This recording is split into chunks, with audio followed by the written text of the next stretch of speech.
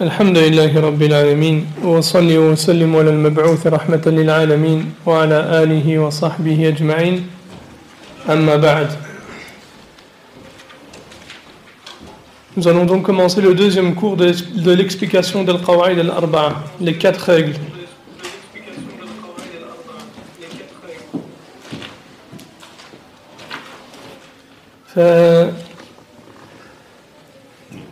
Nous avons mentionné la première règle. Nous avons dit que le cheikh, rahmatullahi alayhi, a dit que les kuffars qui étaient au temps du prophète sallallahu alayhi wa sallam et que le prophète sallallahu alayhi wa sallam et les sahaba ont combattu, ils reconnaissaient le tawhid al-rububiyya, c'est-à-dire le tawhid dans la seigneurie. C'est-à-dire qu'ils reconnaissaient qu'Allah subhanahu wa ta'ala, c'est lui qui est le seul créateur, le seul pourvoyeur et le seul qui administre tout. Et pourtant, le fait qu'ils aient reconnu ce tawhid-là ne les a pas fait rentrer dans l'islam. Pourquoi ? Car celui qui pourvoit, qui crée tout, et qui est le seul créateur et qui gère tout l'univers, c'est lui qui mérite d'être adoré seul, sans rien lui associer. C'est-à-dire qu'ils ne sont pas croyants jusqu'à ce qu'ils vouent l'adoration exclusivement à Allah subhanahu wa ta'ala sans rien lui associer. Et c'est pour ça que les ulama ont dit Tawhid al-rububiyya mustalzimun li tawhid al-uluhiyya. C'est-à-dire que le tawhid dans la seigneurie, qui est le fait d'unifier Allah subhanahu wa ta'ala dans ses actes, implique le tawhid dans la divinité ou dans l'adoration. Quant au tawhid al-uluhiyya mutadamminun li tawhid al-rububiyya, c'est-à-dire que le tawhid de l'adoration, celui qui reconnaît le tawhid dans l'adoration, automatiquement il va reconnaître quoi? Et il va unifier Allah subhanahu wa ta'ala dans le tawhid dans la seigneurie. Donc celui qui dit je crois en Allah et qui ne voue pas son adoration exclusivement à Allah subhanahu wa ta'ala n'est pas un croyant et ne fait pas partie des musulmans jusqu'à ce qu'il voue son adoration exclusivement à Allah subhanahu wa ta'ala. Et vous allez voir que les règles se complètent les unes les autres. Et en réalité, ce livre, Al-Qawaid al-Arba'a, c'est un résumé du livre de Cheikh rahmatullah alayhi, Kashf al-Shubuhat.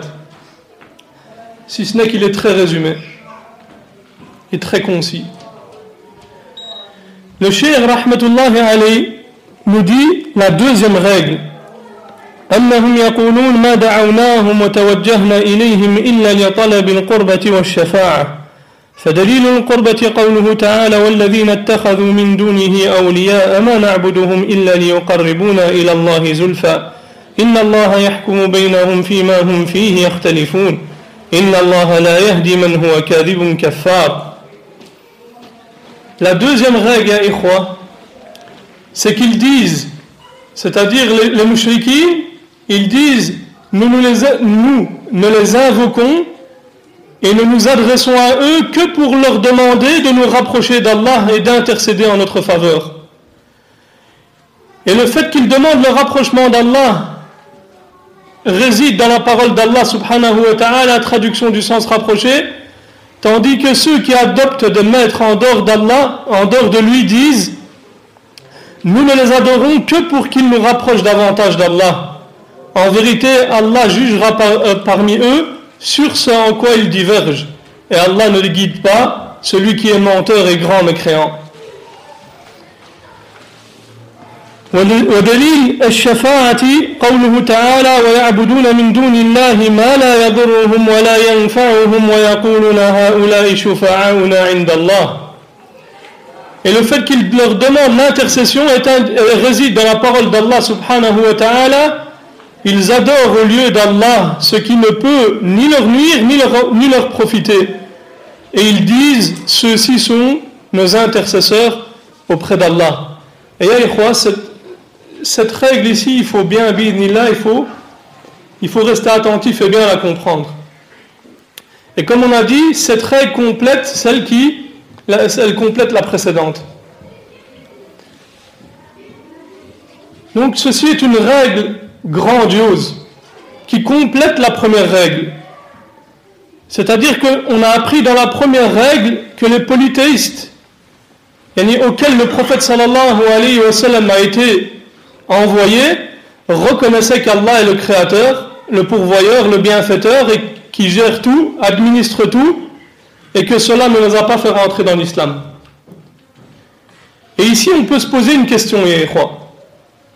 S'ils reconnaissent que c'est Allah qui crée, pourvoit et qui gère tout et qui contrôle tout l'univers et qui administre tout,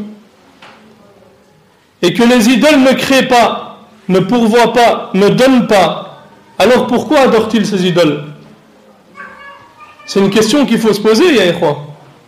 Si eux ils savent que c'est Allah qui crée tout, qui a tout créé, qui est le seul créateur, et que c'est lui qui pourvoit, qui donne la vie, qui donne la mort, pourquoi adore-t-il les saints? Pourquoi adore-t-il les pieux? Et pourquoi voue-t-il l'adoration à autre qu'Allah subhanahu wa ta'ala?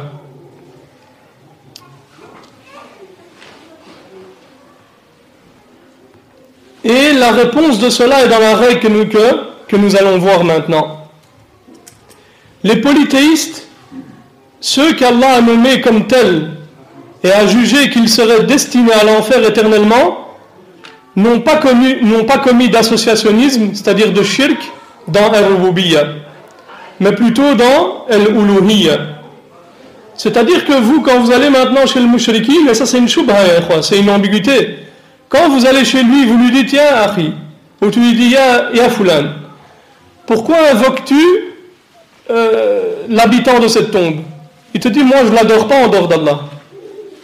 Il te dit « Moi seulement je me rapproche par cela d'Allah subhanahu wa ta'ala. Je le prends comme intermédiaire, comme une personne qui veut arriver par exemple au président et il ne sait pas arriver directement au président, donc il va passer par des intermédiaires. Eux ils font la même chose avec Allah subhanahu wa ta'ala. Donc les mushrikines ne disaient pas que leur divinité créait, pourvoyait avec Allah, ou qu'elles apportaient le bien ou le mal, ou qu'elles géraient quoi que ce soit dans cet univers. Ils les prenaient simplement comme intercesseurs. Et Allah subhanahu wa ta'ala dit dans le Coran وَيَعْبُدُونَ مِن دُونِ اللَّهِ مَا لَا يَضُرُّهُمْ وَلَا يَنْفَعُهُمْ وَيَقُولُونَ هَؤُلَاءِ شُفَعَاؤُنَا عِنْدَ اللَّهِ. Traduction du sens du verset: et ils n'adorent au lieu d'Allah ce qui ne peut ni leur nuire ni leur profiter, et disent ceux-ci sont nos intercesseurs auprès d'Allah. Qu'est-ce qu'ils disent? Allah dit dans le verset qui ne peut leur nuire ni leur profiter, c'est-à-dire qu'ils reconnaissaient que leur divinité, leur fausse divinité ne pouvait ni leur apporter le bien ni le mal, mais ils les prenaient comme intercesseurs, c'est-à-dire comme intermédiaires entre eux et Allah subhanahu wa ta'ala pour répondre à leurs besoins. Ils leur offraient des sacrifices et ils faisaient des vœux pour eux, non pas parce qu'ils croyaient que cette divinité créait en dehors d'Allah, ou qu'elle pourvoyait, ou qu'elle gérait l'univers, mais plutôt parce qu'ils intercédaient en leur faveur auprès d'Allah subhanahu wa ta'ala. C'est ça leur croyance, aïkhwa. Wallahi, allez dans le pays musulman et demandez-leur pourquoi tu associes à Allah subhanahu wa ta'ala. Il va te dire la même chose que ce que disaient les polythéistes au temps du prophète sallallahu alayhi wa sallam. Ils vont te dire, moi j'adore pas Sidi Fulan. Il dit, moi je le prends seulement comme intercesseur. Moi je suis un miskin, je fais des péchés. Tandis que eux, masha'Allah, ils étaient pieux. Et ils sont meilleurs que nous. Et c'est ça leur ambiguïté, je crois. Et c'est ça la croyance des polythéistes. Et il faut savoir, ça c'est une faïda que Cheikh Saleh Haïcher il mentionne dans son explication d'Al-Qawaid al-Arba'a. Il dit que le fondement du polythéisme dans le monde, et chez les polythéistes, donc à travers toutes les catégories de polythéistes, elles reposent sur deux approches principales, c'est-à-dire elles se divisent en deux catégories, deux sortes de polythéisme. Et ça, c'est la base. La première catégorie, c'est le shirk, donc par le fait qu'ils croyaient aux astres. Ils croyaient aux astres, c'est-à-dire ils croyaient que les astres avaient une influence sur l'univers. Et ça, c'était le cas pour le peuple d'Ibrahim alayhi salam. Et Ibrahim alayhi salam était confronté à un peuple qui adorait des idoles façonnées à l'image d'esprits d'astres. Et eux, ils croyaient que ces étoiles et ces astres avaient une influence sur l'univers. Et ils adoraient ces statues car ils croyaient que l'esprit des astres habitait dans ces statues-là. Alors que c'était en réalité des shayatines. Et subhanallah, il se pouvait même que certaines de leurs idoles, de leurs statues ou autres, parlaient. Alors que c'était des shayatines. Et il se peut même, subhanallah, que ils recevaient ce qu'ils demandaient, et subhanallah, c'est Allah subhanahu wa ta'ala bien sûr qui leur donnait ça, et pour les égarer encore plus. Et c'est ce qui les a fait tomber dans le shirk. La deuxième catégorie, c'est le polythéisme du peuple de Nuh alayhi salam. Et lui était basé sur la croyance dans le fait de vouer l'adoration à qui? Aux salihin, aux personnes pieuses. Aux vertueux.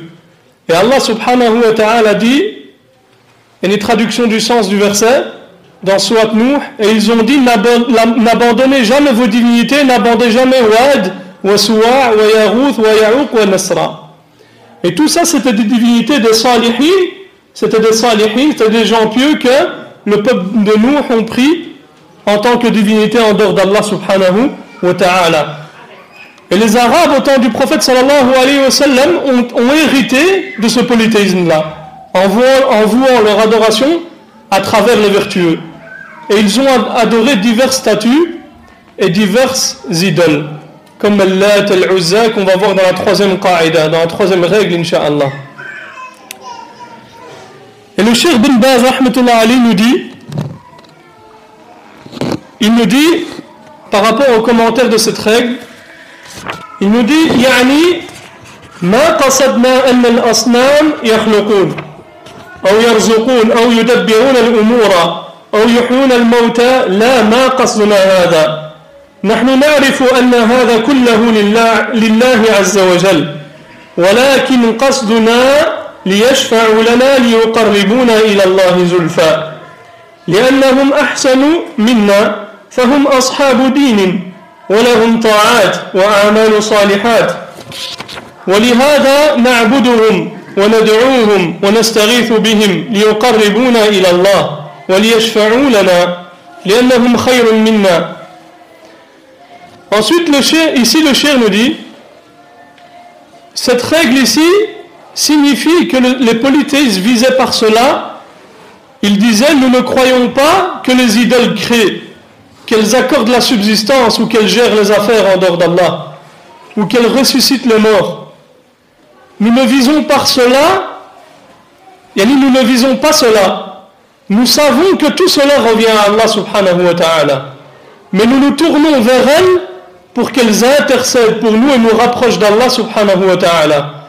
Car elles sont meilleures que nous, elles sont plus pieuses et elles accomplissent énormément de bonnes actions. C'est pour cela que nous les adorons et que nous les invoquons et que nous cherchons leur secours afin qu'elles nous rapprochent d'Allah et intercèdent pour nous car elles sont meilleures que nous et plus honorables que nous. Et Allah subhanahu wa ta'ala dit concernant cela, comme cela a été dans Surat Az-Zumar, traduction du sens rapproché, ceux qui prennent des protecteurs en dehors de lui disent, tandis que ceux qui adoptent des maîtres en dehors de lui disent, nous ne les adorons que pour qu'ils nous rapprochent davantage d'Allah.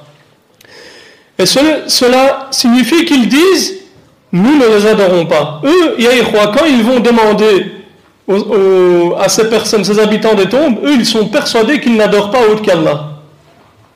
Eux, ils le font seulement pour intercéder. Et wallahi, c'est une shubha. Alors que ça, c'est la base du polythéisme dans lequel étaient les polythéistes au temps de Mohammed sallallahu alayhi wa sallam.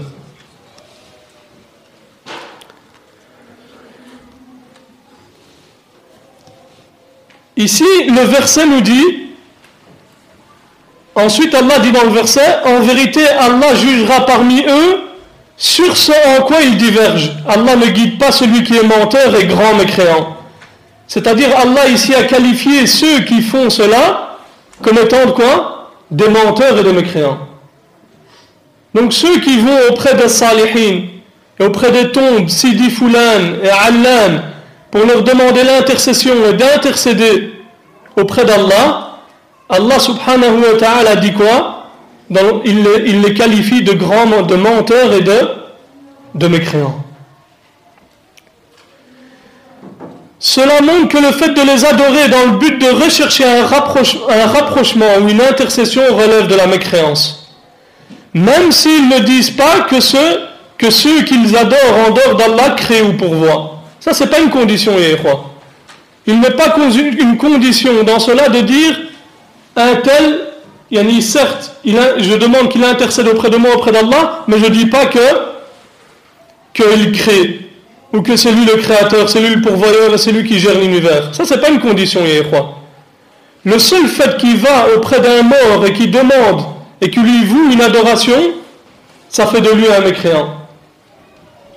Ça fait de lui un polythéiste qui est tombé dans du polythéisme majeur.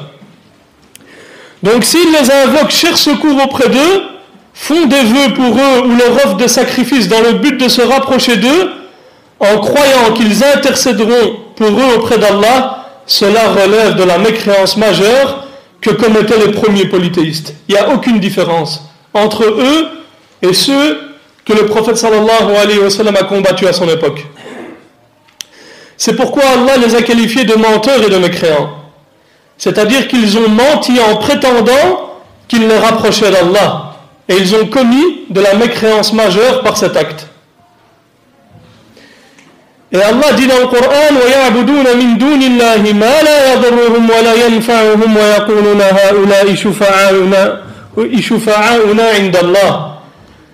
Traduction du sens rapproché, ils adorent au lieu d'Allah ce qui ne peut ni leur nuire ni leur profiter et disent ceux-ci sont nos intercesseurs auprès d'Allah. Ils ont donc reconnu que leurs divinités ne peuvent ni profiter ni nuire. Et malgré cela, ils affirment qu'elles intercèdent pour eux et ils admettent donc cela.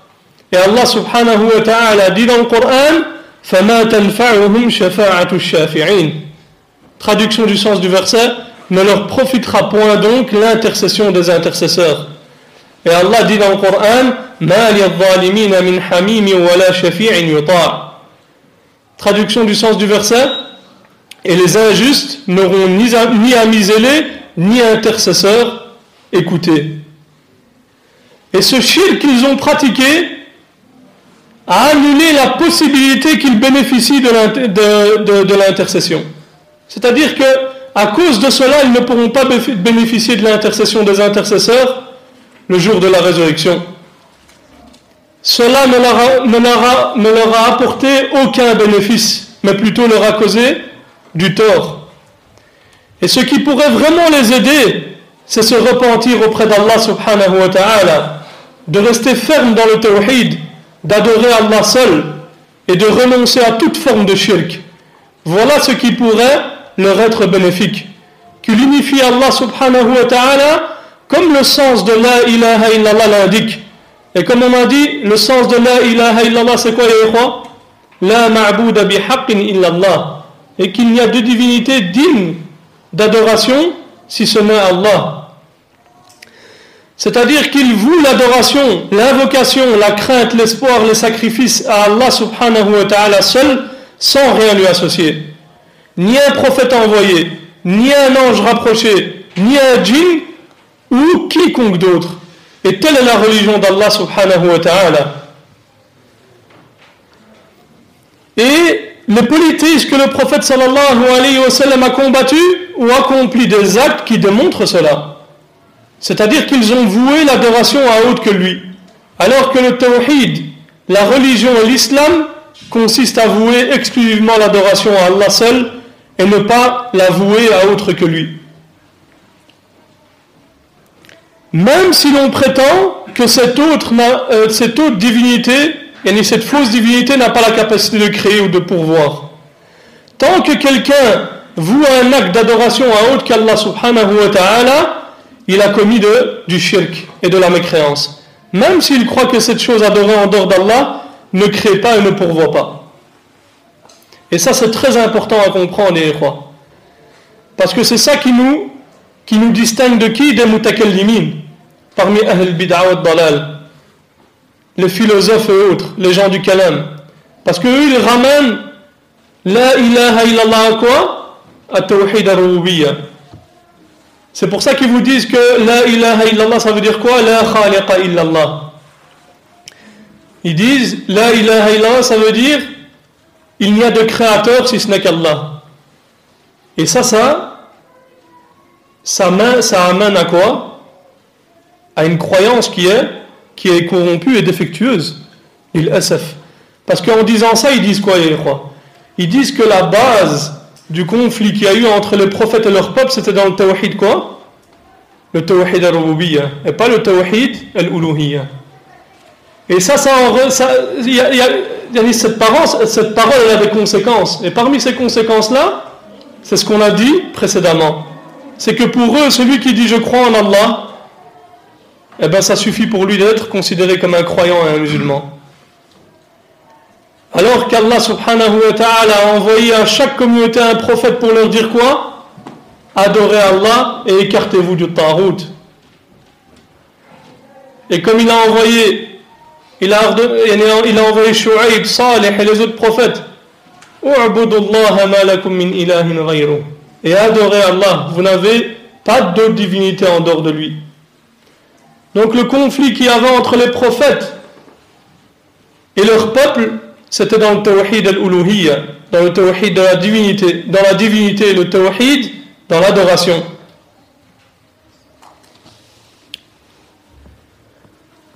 Le cheikh nous dit ensuite, rahmatullahi alayhi, al-imam ibn Baz, le fait d'invoquer autre qu'Allah, de chercher secours auprès d'autre qu'Allah, et de vouer certaines adorations à autre qu'Allah fait de la personne un polythéiste, même si elle reconnaît qu'Allah est le créateur, le pourvoyeur, le gérant et autres. Et même si elle admet que ces divinités ne lui apportent ni profit ni préjudice. Ya ikhwa, wallahi, on se répète et on se répète. Mais si vous allez sur les réseaux sociaux, ou même vous allez dans les pays musulmans, vous allez encore voir des gens qui ont ces ambiguïtés-là. Et ils sont très nombreux, ya ikhwa. C'est pour ça qu'on ne doit cesser d'appeler au tawhid. Et wallah, vous voyez, alhamdulillah, la manière dont explique Cheikh Ben Baz les choses, qu'elles sont compliquées. C'est très simple, ya ikhwa. C'est des paroles que tout le monde peut comprendre. Et c'est pour ça qu'il faut propager les paroles de Meshaïr sur les réseaux sociaux. Maintenant, tout le monde a un téléphone, walillahi alhamd. Même dans une qarya, tu peux trouver au fin fond, je sais pas, même en Amazonie, frère, ils ont Internet. Si toi tu propages maintenant un maqta' d'un savant qui parle du tawhid, et que cette personne regarde cette vidéo, tu as été une cause pour que cette personne soit guidée. C'est pour ça on doit tous propager le tawhid. Et selon nos connaissances et nos compétences, et nos possibilités et nos capacités. C'est pas que la personne a étudié 1 an, elle va venir dans une mosquée, elle va commencer à enseigner. Là, alhamdulillah, si tu possèdes une vidéo d'un savant qui parle de tawhid, propage-la. Et wallahi, ce sera profitable. Bidnillah. Le cheikh nous dit ensuite, rahmatullah alayhi, cependant, elles cherchent, ces personnes-là cherchent leur intercession, ou soit qu'elles la rapprochent d'Allah subhanahu wa ta'ala. Mais cela ne les sauvera pas du polythéisme. Ainsi, celui qui adore al-Badawi, ou Abdel Qadir al-Jilani, ou le prophète sallallahu alayhi wa sallam, ou une idole, ou un djinn, ou qui dit j'ai certes la conviction qu'il me rapproche d'Allah, mais je ne crois pas qu'il crée ou pourvoit, il faut lui expliquer que cela relève du polythéisme majeur, et que c'est cela la religion des polythéismes sur laquelle étaient ceux qui étaient au temps du prophète sallallahu alayhi wa sallam. Et eux-mêmes le disaient. Et Allah dit, traduction du sens rapproché, nous ne les adorons que pour qu'ils nous rapprochent davantage d'Allah. Regardez, c'est clair et explicite dans Surat Zuma. C'est exactement ce qu'il disait. Nous ne les adorons que pour qu'ils nous rapprochent davantage d'Allah. Il est donc obligatoire pour lui de prendre garde à cette religion, c'est-à-dire la religion des polythéistes, en se repentant sincèrement et délaissant immédiatement tout acte de polythéisme et de shirk. Il doit également enseigner cela à ceux qui n'ont pas compris cette réalité parmi ses frères et les membres de sa famille. Il doit faire preuve de dynamisme dans la transmission de la da'wa et veiller à leur faire comprendre cela. Et leur faire comprendre que leur parole selon laquelle les divinités qu'ils adorent les rapprochent d'Allah, qu'ils ne croient pas qu'elles apportent profit ou préjudice, mais cherchent seulement leur intercession et leur rapprochement, cela relève en réalité du shirk majeur qui les fait sortir de l'islam. Ils ont plutôt cherché à se rapprocher d'Allah et à obtenir leur intercession. Ils auront voué en réalité l'adoration, et cela est en réalité du polythéisme majeur, et ceci est la fin de la parole de l'imam Ibn Baz rahmatullah alayh.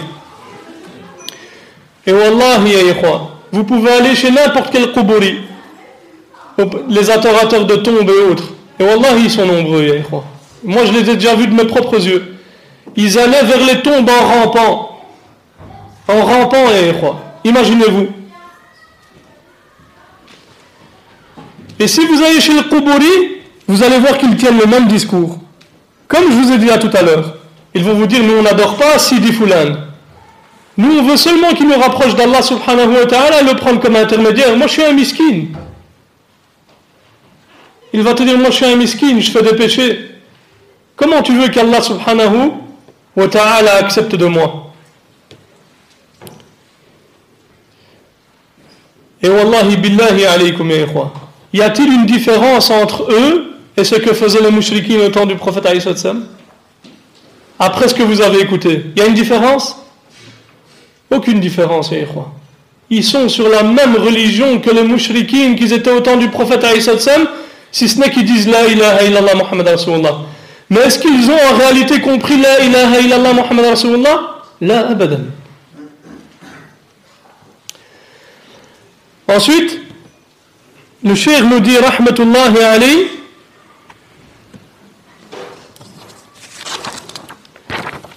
il nous dit والشفاعة شفاعتان شفاعة منفية وشفاعة مثبتة. C'est-à-dire qu'il y a deux intercessions. L'une est niée et l'une est confirmée. Et l'autre est confirmée. Il nous dit ensuite فالشفاعة المنفية ما كانت تطلب من غير الله فيما لا يقدر عليه إلا الله. والدليل قوله تعالى يا أيها الذين آمنوا أنفقوا مما رزقناكم من قبل أن يأتي يوم لا بيع فيه ولا خلة ولا شفاعة والكافرون هم الظالمون. L'intercession niée est celle qui est demandée à un autre qu'Allah pour une chose que seul Allah peut faire. Donc c'est celle qui est demandée à autre qu'Allah pour une chose que seul Allah subhanahu wa ta'ala peut faire. Et ceci est indiqué dans la parole d'Allah subhanahu wa ta'ala, traduction du sens rapproché du verset: ô les croyants, dépensez de ce que nous avons attribué avant que vienne le jour où il n'y aura ni rançon, ni amitié, ni intercession. Et ce sont les mécréants qui sont les injustes. فالشفاعة المثبتة هي التي تطلب من الله والشافع مكرم بالشفاعة والمشفوع له من رضي الله قوله وعمله بعد الإذن كما قال تعالى من ذا الذي يشفع عنده إلا بإذنه. Et l'intercession confirmée est celle qui est demandée à Allah et dont l'intercesseur a reçu l'honneur d'intercéder et dont Allah est satisfait des paroles et des actes de celui pour qui on intercède. Et elle ne se fait qu'après la permission d'Allah, comme Allah subhanahu wa ta'ala lui dit, traduction du sens rapproché du verset: qui peut intercéder auprès de lui sans sa permission. Donc, celui qui lit le Coran, il peut s'apercevoir que dans le Coran, le Coran mentionne qu'il y a une intercession qui est niée et une intercession qui est confirmée. Et ce qu'il nous incombe à nous, en tant que musulmans, c'est de nier l'intercession qu'Allah subhanahu wa ta'ala a niée, et d'affirmer et de confirmer l'intercession qu'Allah subhanahu wa ta'ala a confirmée. Quant au fait d'affirmer ce qu'Allah a nié, ceci relève en réalité d'un égarement évident. Et quelle est l'intercession qu'Allah subhanahu wa ta'ala a nié dans le Coran? C'est comme l'a dit le Cheikh rahmatullah alayhi, c'est celle qui est demandée à un autre qu'Allah pour une chose que seul Allah peut faire. Et ça maintenant, Inch'Allah, on va expliquer c'est quoi. Si quelqu'un dit à une créature, quelle qu'elle soit, n'importe quelle créature, quel que soit son rang ou sa position, si elle lui dit maintenant, je te demande de me faire rentrer au paradis, je te demande de me préserver du feu de l'enfer, je te demande de me maintenir sur la foi, je te demande de me maintenir dans le droit chemin, je te demande de me donner une épouse pieuse, des enfants pieux, ou c'est maintenant, il ne peut pas avoir d'enfants, il est stérile, il demande ou un tel, je te demande de me donner des enfants. Tout cela fait partie de l'intercession qu'Allah subhanahu wa ta'ala a niée dans le Coran. C'est-à-dire, c'est le fait de demander à autre qu'Allah subhanahu wa ta'ala une chose que seul Allah subhanahu wa ta'ala a la capacité de faire. Billahi alayka ya akhil karim. Est-ce que quelqu'un peut maintenant, Sidi Foulan ou Allan, peut te préserver du feu de l'enfer? Il peut te faire rentrer au paradis? Il peut te donner une épouse pieuse, une descendance pieuse? La abadan ya ikhwa. C'est ça l'intercession qui est niée par le Coran al-Karim. Et la preuve de cela est la parole d'Allah subhanahu wa ta'ala, traduction du sens du verset: ô les croyants, dépensez de ce que nous avons attribué avant que vienne le jour où il n'y aura ni rançon, ni amitié, ni intercession. Et ce sont les mécréants qui sont les injustes. Ici, Allah subhanahu wa ta'ala dit ni intercession. C'est-à-dire qu'elle est niée.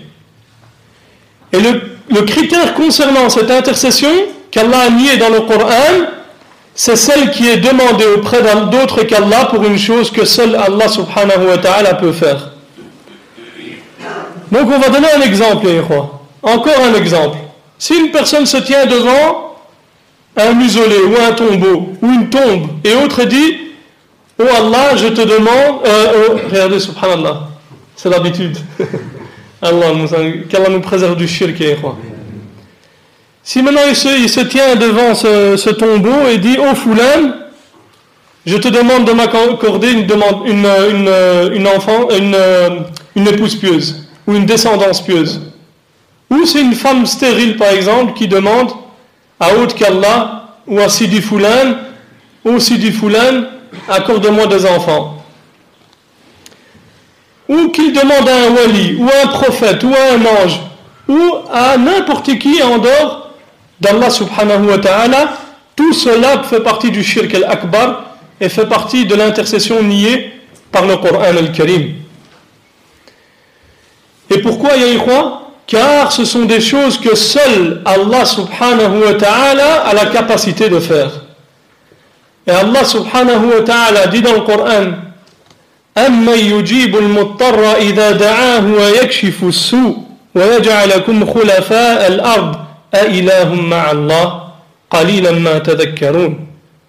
Traduction du sens du verset: n'est-ce pas lui qui répond à l'homme en détresse quand il l'invoque, et qui enlève le mal, et qui vous fait succéder sur la terre génération après génération? Y a-t-il donc une divinité avec Allah? C'est rare que vous vous rappeliez. Et Cheikh Abdelrazak rapporte une faïda, ya ikhwa, sincèrement, elle est magnifique. Allah en barik. Qu'Allah subhanahu wa ta'ala le préserve. Le Cheikh nous dit: hafidhahullah ta'ala, par rapport à justement ceux qui demandent à autre qu'Allah subhanahu wa ta'ala ces choses-là, une épouse pieuse ou un enfant, des enfants pieux, ou qui demandent le fait de les guider ou la droiture, ou autre que cela parmi les shirkiyat. Le shir nous dit, celui qui dit ces choses, où est-il par rapport à la parole d'Allah subhanahu wa ta'ala, wa idha sa'alaka ibadi anni fa inni qarib. Et Allah subhanahu wa ta'ala ne dit pas dans ce verset, c'est-à-dire Allah dit, traduction du sens rapproché, et quand mes serviteurs t'interrogent sur moi, alors je suis tout proche. Je réponds à l'appel de celui qui m'invoque quand il m'invoque, qu'il réponde donc à mon appel et qu'il croit en moi afin qu'il soit bien guidé. Ici, il faut savoir que dans les versets qui ont été rapportés dans lesquels Allah subhanahu wa ta'ala dit et il t'interroge. Comme par exemple ici, Allah dit et quand mes serviteurs t'interrogent sur moi. Tous les versets dans lesquels Allah subhanahu wa ta'ala dit et lorsqu'il t'interroge et autres, à chaque fois Allah dit ensuite, ce qui vient après cela, il dit Qul et dit ô Muhammad, afin qu'il transmette le message, car c'est un intermédiaire. Le prophète sallallahu alayhi wa sallam est un intermédiaire pour transmettre le message. Donc Allah dit, et s'il t'interroge, ensuite dans le même verset il dit réponds-leur alors, réponds-leur. S'il t'interroge, réponds-leur. S'il t'interroge, réponds-leur. Et on va donner des exemples. Par exemple, Allah dit dans Surat al-Baqarah,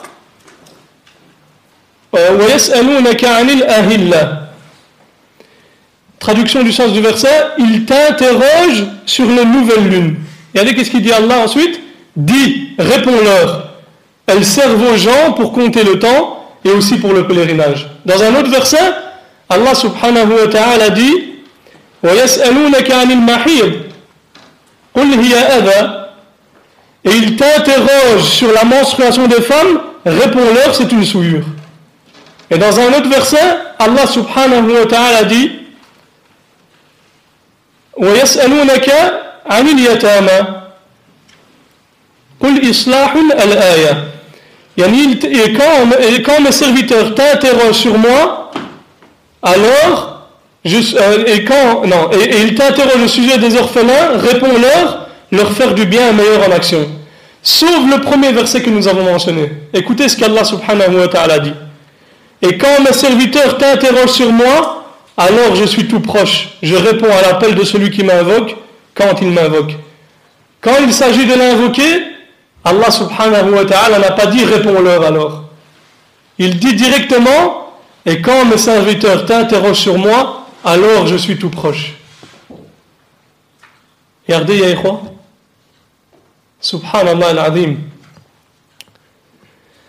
Et le cheikh nous dit ensuite, hafidhahullah, car le fait de s'orienter vers Allah est une orientation sans intermédiaire, dans laquelle il n'y a besoin aucun intermédiaire.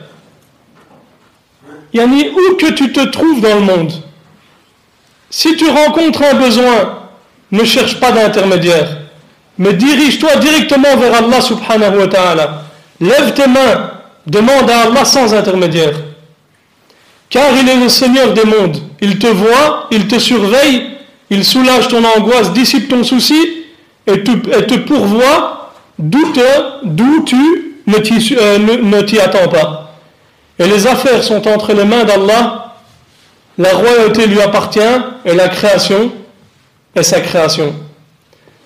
Ensuite le cheikh Mohammed bin Abdul Wahhab nous dit, rahmatullah alayhi, et l'intercession confirmée, c'est celle qu'Allah a confirmée dans le Coran,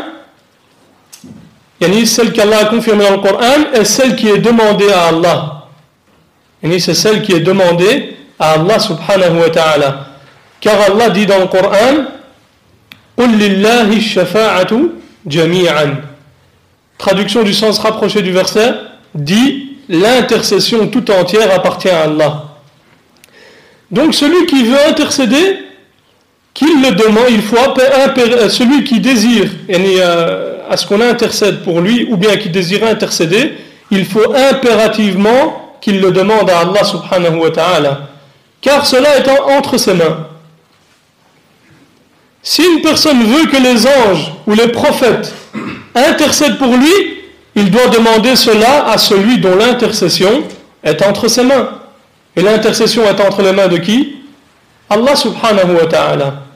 Allah dit dans le Coran, comme on vient de le mentionner, traduction du verset, l'intercession tout entière appartient à Allah subhanahu wa ta'ala. Et c'est-à-dire qu'il la demande donc auprès d'Allah et il ne la demande pas auprès de ses créatures. Et il peut invoquer Allah par exemple en disant: « Oh Allah, fais en sorte » ou « Oh Allah, compte-moi parmi ceux qui bénéficieront de l'intercession du prophète Mohammed sallallahu alayhi wa sallam le jour de la résurrection. » Il n'y a pas de mal à ce qu'il dise ça. Parce qu'Allah, à ce moment-là, il demande directement à Allah subhanahu wa ta'ala. Car l'intercession est entre ses mains. Mais il ne va pas chez le wali Foulan, le Sidi Foulan ou le Cheikh Foulan lui dit: intercède pour moi auprès d'Allah. Ça c'est du shirk.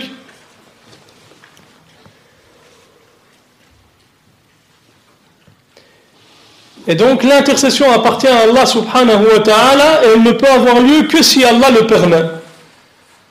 Que si Allah le permet à l'intercesseur et est satisfait de celui pour qui l'intercession est faite. Donc on peut dire que l'intercession confirmée doit remplir deux conditions. La première, c'est idnullahi li shafi', c'est-à-dire que la permission d'Allah, c'est-à-dire pour celui qui intercède. Et la deuxième, c'est ridahu anil mashfu'i lah, c'est-à-dire le fait qu'Allah subhanahu wa ta'ala agrée et est satisfait de celui pour celui qui va bénéficier de l'intercession. Donc c'est ces deux conditions-là qui doivent être remplies. Et pour résumer la chose, bi'idhnillah, on va dire que l'intercession confirmée repose sur deux conditions. La première est qu'elle doit être faite avec la permission d'Allah, c'est-à-dire qu'il y a la permission d'Allah. Et la deuxième condition est que celui pour qui l'intercession est faite doit être parmi les gens du tawhid, c'est-à-dire les gens qu'Allah subhanahu wa ta'ala agrée pour eux l'intercession. Et ce sont les pécheurs parmi les gens du tawhid. Et si l'une de ces deux conditions n'est pas remplie, alors l'intercession n'est pas valide et elle est fausse. Et Allah subhanahu wa ta'ala dit, la preuve de cela, la parole d'Allah subhanahu wa ta'ala: Man dhalladhi yashfa'u 'indahu illa bi'idnih. Qui peut intercéder auprès de lui sans sa permission? Ça donc c'est la preuve pour la première condition. Et la preuve pour la deuxième condition, c'est que Allah subhanahu wa ta'ala doit être satisfait de celui qui va bénéficier de l'intercession, c'est-à-dire qu'il doit être parmi ceux du tawhid, des gens du tawhid. C'est la parole d'Allah subhanahu wa ta'ala: wa la yashfa'una illa liman yartada. Traduction du sens du verset: il n'intercède qu'en faveur de ceux qui l'agréent, c'est-à-dire les pécheurs parmi les gens du tawhid. Quant à celui qui est sur la mécréance et sur le shirk et qui meurt sur cela, l'intercession des intercesseurs ne leur sera d'aucune utilité. Elle ne le sauvera pas du feu. Allah subhanahu wa ta'ala dit dans le Coran, traduction du sens du verset: les injustes n'auront ni amis zélés, ni intercesseurs. Écoutez. Et j'ai fait une résumé de tout, comme ça, ce sera compris. La première catégorie, c'est l'intercession donc confirmée. C'est celle qu'on demande à Allah, et elle est valable que si elle remplit deux conditions. La première condition, c'est la permission d'Allah pour l'intercesseur, et la deuxième condition, c'est la satisfaction d'Allah pour celui pour qui on intercède. C'est-à-dire qu'il fasse partie des gens du tawhid, les pécheurs parmi les gens du tawhid. Ensuite, il y a l'intercession niée, c'est celle que le Coran a niée, et celle qui est demandée à autre qu'Allah pour une chose que seul Allah peut faire, et cela relève du shirk al-akbar, c'est-à-dire du shirk